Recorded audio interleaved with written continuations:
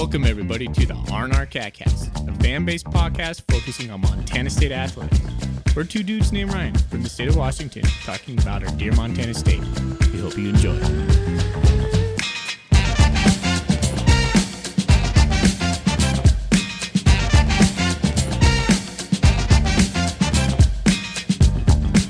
Good evening, good afternoon, and good morning, ladies and gentlemen, at Bobcat Nation as a whole.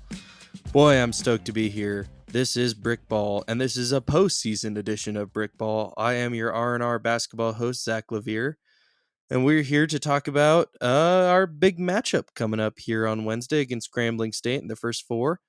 It happened. We're off to Dayton. We're going to go play the Grambling State Tigers here on Wednesday afternoon, 4:40 local time here in Bozeman, and we get to see what this team can do. I mean, I didn't think we'd be here. I don't think a lot of people thought we'd be here, but we're in March Madness for the third consecutive year, so of course we got to break down a matchup tonight.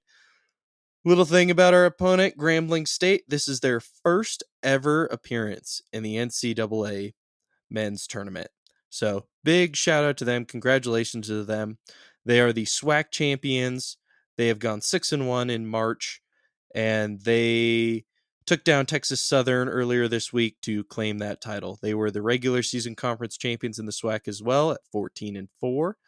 And they kind of had to have a breakthrough because the last couple of years they had won the 18 title, the 23 title, and now this year's title in the regular season, but just couldn't get it done in the tournament. You can ask Eastern how hard it sometimes is to get it done in the tournament, but they make it. They get the awesome opportunity to come play us in Dayton, and we're excited. This is gonna be a fun one, I think. Diving into the matchup, I've never watched these guys, don't know a ton, just looking at some stats and some stuff about them. I think it's gonna be a great matchup. ESPN has it kind of 49.9 to 50.1. I think the Cats are a 3-point favorite on most sites, but it's going to be pretty even, and it's going to be a good one. So the winner of this game awaits the vaunted Purdue in their home state of Indianapolis, and if the Cats somehow get through Purdue, who did lose to a 16 seed last year, potentially on the other side awaits, of course, poetically, one Danny Sprinkle and the Utah State Aggies, as they are the 8 seed taking on TCU as the 9 seed. So kind of a cool story there that Utah State will get set to the same region as MSU, and a potential very, very long shot matchup does await for MSU. So cool little storyline going into it. I'm sure Danny's going to really appreciate seeing the guys play, and as well as I think some of the guys that are on the team. Just kind of a cool meet up for that. So we get back into Grambling. Their coach is Dante Jackson. He has been there now for 7 years, making his first trip. Prior to that, he was at a Division II school, and he's been at Grambling now for a while. He's 119-101, so a little decent record there. He's got his team playing pretty good. We'll go into a couple players that they have. Contavious Dozier is their leading scorer. He is a lights-out shooter, it looks like. He is lengthy. He's a pretty good guard, and it'll be interesting to see what he can do just kind of with the Cats. That'll be probably Robert Fort's man for the rest of a Wednesday night. A couple other guys that I kind of jumped out for me. They do have a 6'11", 255 senior named Jonathan Aku. Looks like he's going to be the big man holding down the middle for him. That's going to be John Olmstead's job, I'm sure, for most of the night. But that's kind of what they're looking at. They got kind of a slew of players that they can put in. They have a pretty deep bench, it looks like. Only 3 players started all 34 games for them this season, but they have some dudes that can come in and get some meaningful minutes, as well as they don't have really a big time scorer, it appears, but they have a lot of guys that can score, if that makes sense. The other thing that is a little interesting is the last couple games they have been shooting the lights out of the ball, especially from deep. Shooting nearly 50% in several other games, high 40s percentage. So like the Montana game, our defenders are going to have to get out there on the perimeter and get to guys and get their faces very quickly. These guys look very agile, and they look like they can get the ball around pretty quickly, and they're not afraid to take shots. So that's a big thing going forward that I would look into.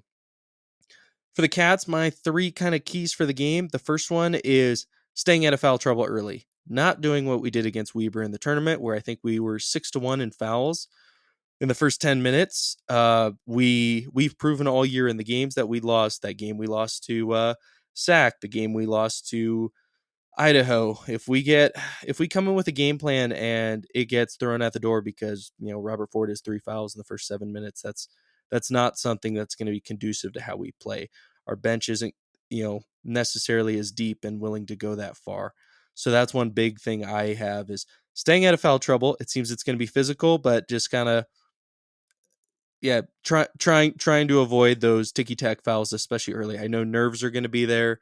A lot of guys are going to be wanting to get into this thing, but if we can play a very clean game, especially early, that would be a massive advantage for us. Next key is Eddie Turner for me. Eddie Turner played the lights out. He's kind of becoming the silent assassin, especially his defense is amazing.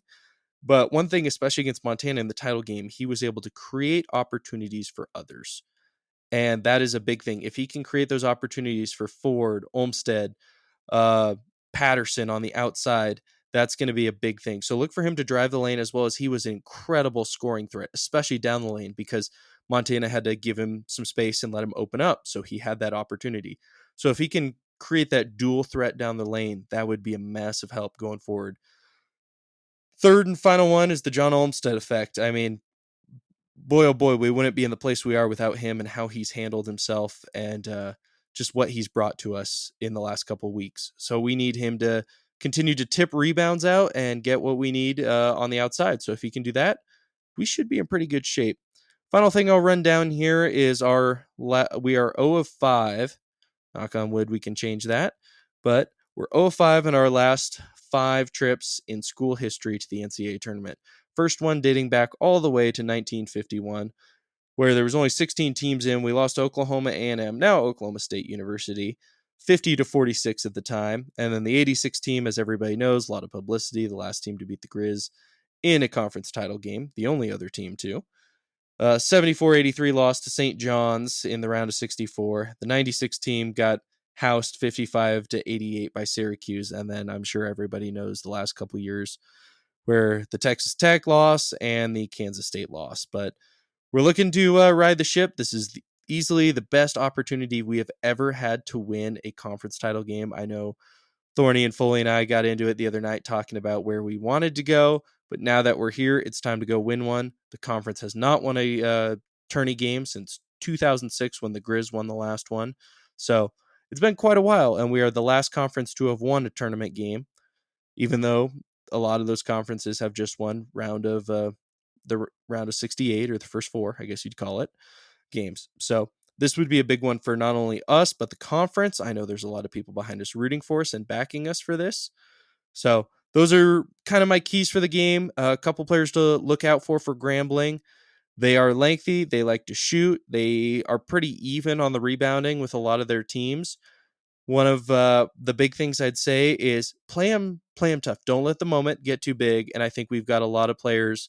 I was listening to a lot of other people talk about it, how we have some guys who we're all business. And I think we're going to bring that business mentality into this game. So if we can bring that business mentality into this one and just play a solid game, head down, don't let the lows get too low. Don't let the highs get too high, and just keep chugging and play how we played. I think we're going to be in for a good game. And I think we'll be playing on Friday in Indianapolis against Purdue. And that will be a whole different storyline. I'm sure everybody's aware at this point, Purdue did lose to a 16 seed last year. They've been called the most fraudulent 1 seed.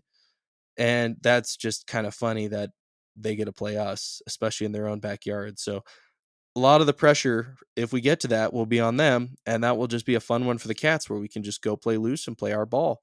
So if you would have told me before the season I would be doing a March Madness episode, I don't think I would have believed you. I said before the season that I thought a semifinal bid was kind of where I thought we would be on a good year. I thought it was possible. I thought it was feasible. I kind of expected that 5-4 game was what I thought we would be all along, just from the beginning. Even in the ups and downs, I thought it was just a good spot of what this team was. And now that we're there, and sometimes, you can say you play with house money, but I don't think things just fall into your lap and you have opportunities, and you never know when you're going to get back to those opportunities, and you never know when an opportunity like this would fall into your lap. So with the Eastern loss, with those two runs, the Weber run in the second half and then the Montana run, just the opportunities that we've had, go enjoy it, but go beat these guys. You can do it. We know you can.